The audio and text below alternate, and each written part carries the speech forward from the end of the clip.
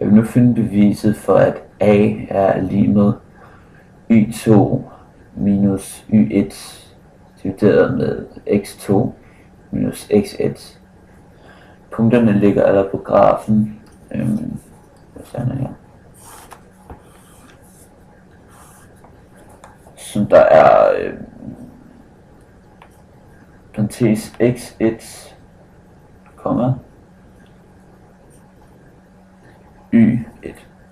Yes. Eller en punkt er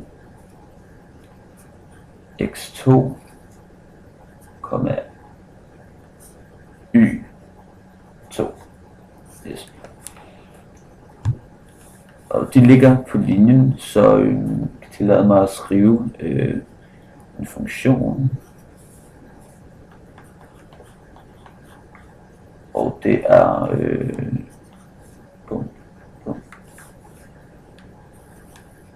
a gange x, eller ax i anden plus b er lig med y i anden. Yes. Så den næste funktion ligger på grafen her. Ax i første plus b lige med y i første. Yes. Og nu vil vi gerne minuse de to funktioner for ligesom at få vores bevis. Derfor skal vi putte funktionerne i parentes. Så det er parentes ax i anden plus b til slut minus ax første plus b parentes slut lige med y2 minus y1. Og vi vil gerne gøre det her på begge sider. Så bliver det til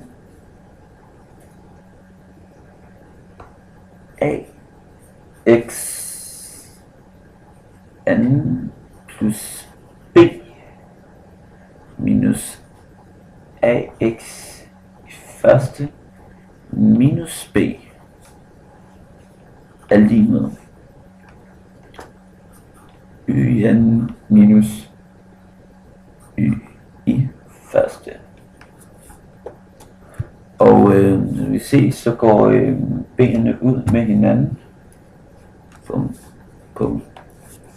Så vi kun har ax i anden og minus ax i første. Og selvfølgelig y2 og y1. Så skriver vi, så skal vi isolere a, fordi det er jo a, vi gerne vil finde. Så laver sådan, så skriver vi a, fordi vi har ax i anden og ax i første. Sådan skriver a, og så parentes x2, fordi vi har x2 minus x1. Yes. Så det vil være divideret med x2 lige med x1. Og det skulle så meget vel give y2 minus y1 er lige med, eller nej, divideret med x2 minus x2 minus x1. Og det er så vores a, fordi at vi har divideret med, x2 og x1 og x2 og x1, så de går ligesom ud med hinanden, så der er kun a tilbage, og det er så det, vi har prøvet at bevise, at a er